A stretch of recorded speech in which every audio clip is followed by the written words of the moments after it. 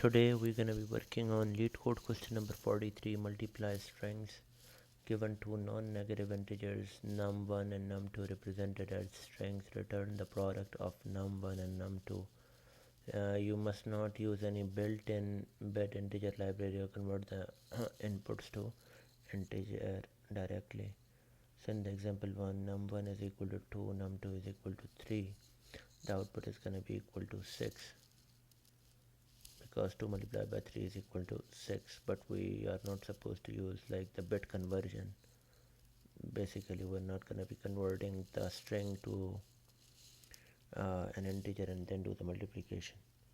And in the example 2 we're going to be saying that num1 is 1 2 3, num2 is 4 5 6.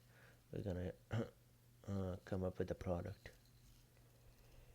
So initially what we're going to be doing is like we're going to be saying that okay, the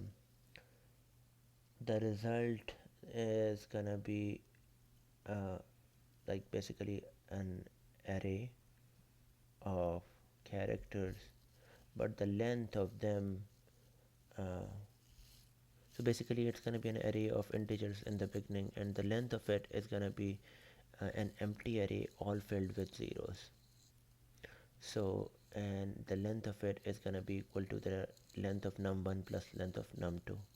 After that we're going to start traversing from the num1's rightmost value, and then we're going to keep coming back to the most significant value. Similarly, we're going to take our j is going to traverse the other number, which is num2. We're going to start from the least significant value, and then we're going to keep coming back up to index 0 for the second string. So every single time what we're going to be saying is like we're going to have the previous remainder initially that's equal to the result at that I plus j plus 1. This is the previous remainder. Initially it's going to be equal to 0. So after that we're going to be calculating the product, which is going to be equal to the num1 of I multiplied by num2 of j plus the previous remainder. So and then after that we just have to update the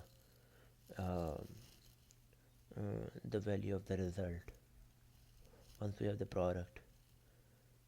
So one thing is like we're gonna call our constant digit, which is gonna be equal to the product at that particular product, and then it's gonna be equal to the modulus of 10. This is gonna be the digit, because if it is more than 10 we can't take it. If it is less than 10, it's just gonna be equal to the value. The carry is gonna be equal to the product divided by 10. But actually we have to take the floor of that value.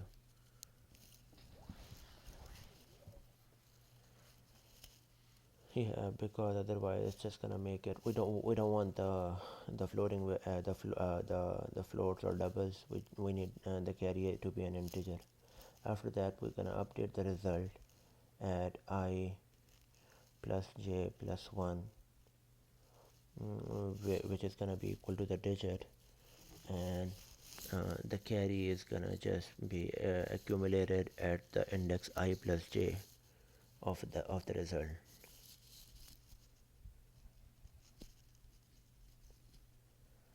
So once we have that, we can just in the end the index is gonna be equal to 0. Basically this time we're just basically converting uh, the integer array to a string, but we also need to make sure that if there is any 0 like at the beginning we wanna shift that. We wanna remove those from the result. We don't want any preceding zeros in the result. In the end, we're just gonna be converting this result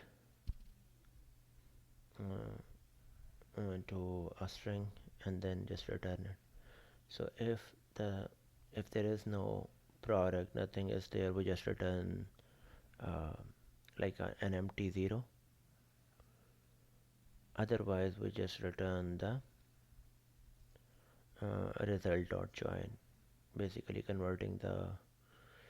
uh, converting the integer array to a string. Let's see if it works for all the test cases. Yep, and it passed all the test cases.